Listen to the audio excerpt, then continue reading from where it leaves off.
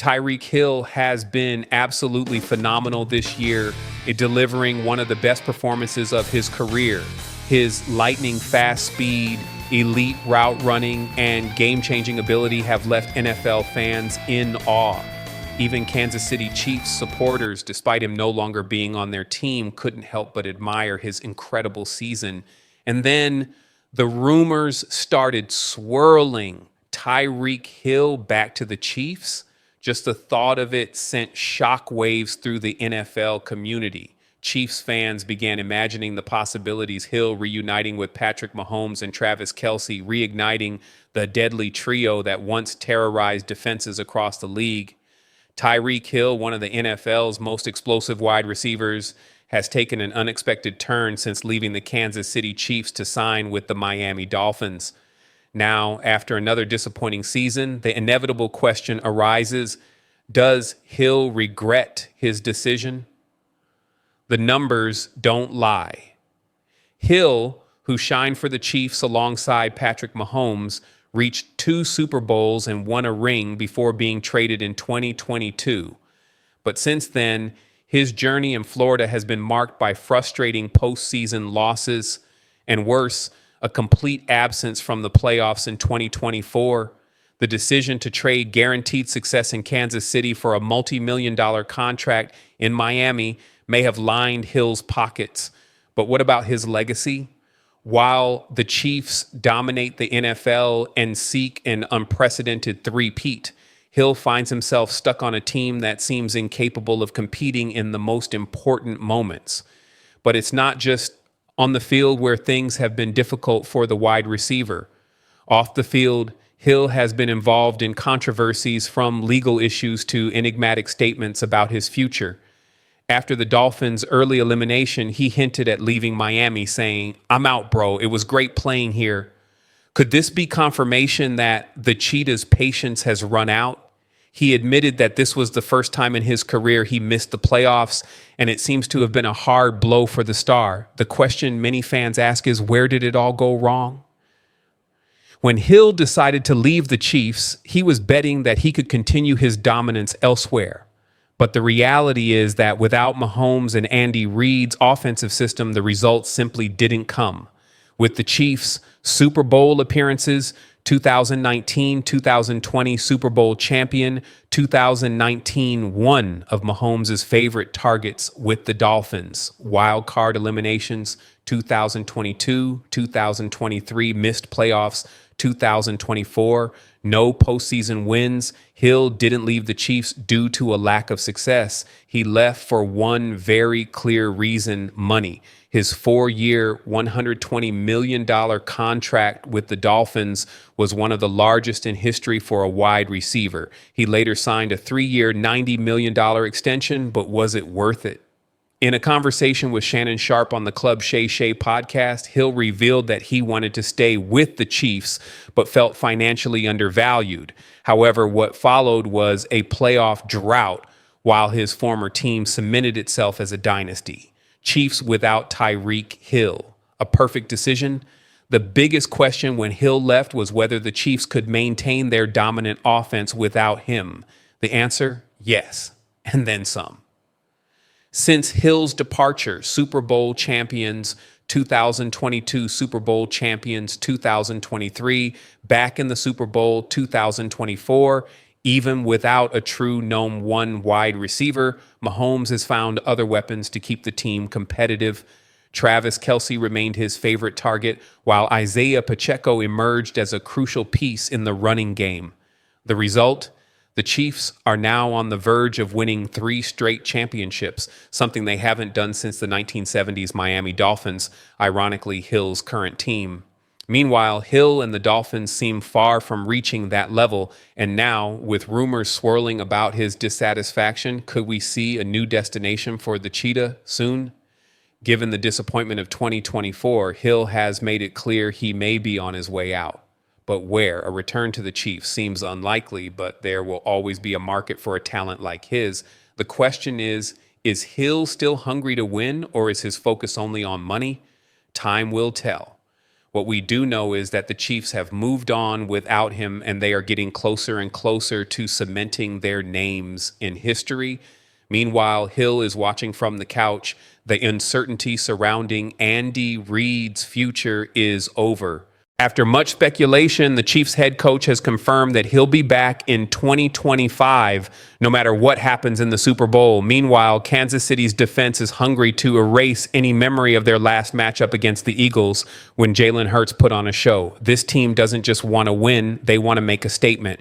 You won't want to miss a single detail of these stories. Drop a like, and let's get into the news. Andy Reid confirms his return. With less than a week until Super Bowl 60, the Chiefs are making their final preparations for the big showdown against the Philadelphia Eagles. While speculation about Andy Reid's future was running wild, the head coach himself put all doubts to rest. He's coming back for another season in 2025, regardless of Sunday's outcome.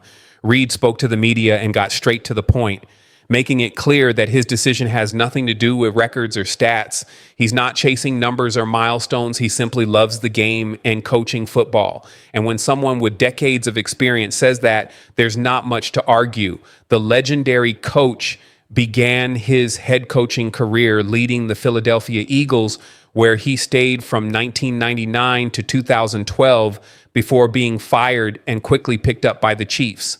Since then, he has transformed Kansas City into an unstoppable powerhouse. Under his leadership, the team has reached 5 Super Bowls in the last 6 years and now has a chance to make history with an unprecedented three-peat.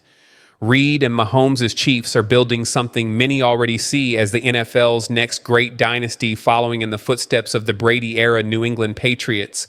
It was Reid who believed in Mahomes from the start, took a chance on him, and shaped him into one of the league's greatest quarterbacks. But Reid's impact goes far beyond play calling. He built the entire winning culture in Kansas City. With 273 career wins, Reid is already the 4th winningest coach in NFL history and the greatest ever in both Kansas City and Philadelphia. Last year, he signed a contract extension through 2029, but no one knows for sure if he'll coach through the entire deal or decide to hang up his headset sooner. For now, Chiefs fans can breathe easy. The boss is still in charge. And with Andy Reid at the helm, Kansas City remains one of the teams to beat in the NFL. So Chiefs fans, what do you think about Andy Reid's decision? Does this dynasty still have plenty of fuel left in the tank? Drop a comment. Chiefs defense is locked in for Jalen Hurts' rematch.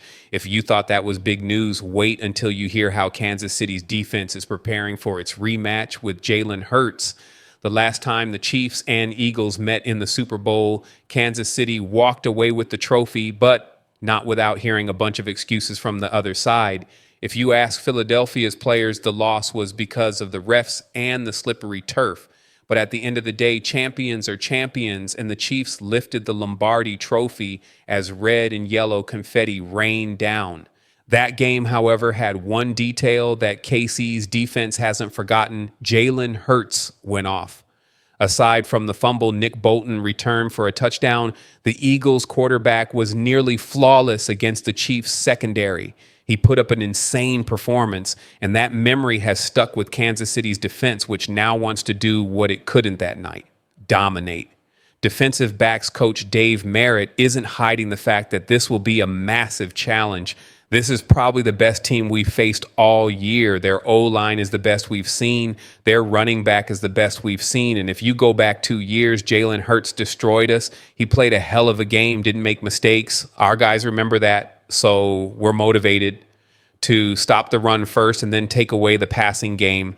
Kansas City's defense has been through ups and downs this season, especially in the secondary, but injuries played a big role in that. Now, heading into the Super Bowl, they are nearly at full strength, and they're hungry.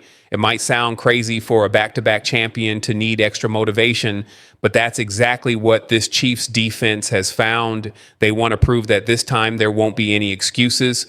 Revenge might be a strong word, but if Jalen Hurts thinks he's about to have another field day, he's got something else coming.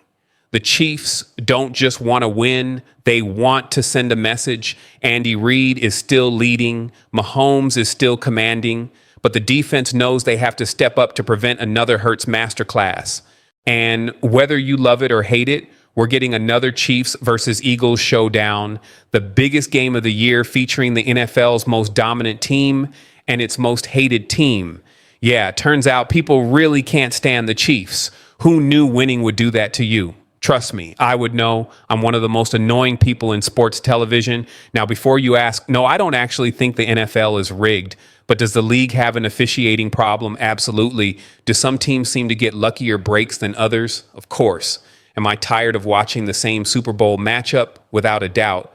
But let's be honest, this is still a great game with serious potential for fireworks. So today, I'll break down the key matchups, predict the unpredictable, and yes, I'll spin the legendary curse wheel at the end because it's been perfect in the postseason, and I need to know, can it go one more game? Let's dive in. The NFL has already prepared for the possibility of a Chiefs three-peat, even reaching an agreement with Pat Riley for the trademark, just in case. And to eliminate any doubt, officials will be wearing special 3 badges right next to the Walter Payton Man of the Year badge. For the record, I've gone ahead and trademarked 4 Pete, Quad Accomplishment, and Satan 6 for when the Chiefs inevitably sell their souls for another dynasty run. Advantage, Kansas City. Why? Because even with their biggest fans sitting in jail for multiple bank robberies, they still have a better fan base than Philly. Eagles fans, you had one job. After dialing it back for a little while, you went right back to your old ways. Every week, we see new videos of fans harassing opponents, talking trash to women, and just being unbearable. It's not all of you, but man, the ones who make it on camera are doing their best to ruin it for everyone else. Patrick Mahomes, that's it. That's the segment. All right, fine. I'll say more. Mahomes hasn't lost a playoff game in 3 years. He's due for at least 122-yard scramble on 3rd down that will make Eagles fans contemplate the meaning of life. Jalen Hurts, to his credit, just played his best game of the season. He even said, coaches took the straitjacket off of me. I think you meant training wheels, Jalen, but hey, whatever works. The guy was great in last year's Super Bowl, throwing for 304 yards and 4 total touchdowns. Unfortunately, history only remembers the victors. What I want to happen, Mahomes makes 2 uncharacteristic mistakes in the second half while Jalen Hurts torches the Chiefs' defense with pinpoint passes. Philly sets a Super Bowl record for most total yards. What will actually happen? Philly sets that record, but with 90 seconds left, Mahomes gets the ball back. The Eagles' defense inexplicably plays prevent, and you know what comes next. Another Super Bowl MVP performance from Mahomes. Both teams are stacked up front. KC's offensive line has improved, especially after kicking Pro Bowl guard Joe Thuney outside. But that's also opened up a weakness in the middle, right where the Eagles' pass rush is strongest. Advantage, Eagles. Philly's O-line is still the best in football, and Lane Johnson is still a stud. Plus, they actually know how to execute a quarterback sneak, unlike the Bills. The fan base battle, the Chiefs have Paul Rudd, Rob Riggle, Eric Stonestreet, Taylor Swift, and even WNBA superstar Caitlin Clark, who, yes, betrayed us all by being a Chiefs fan.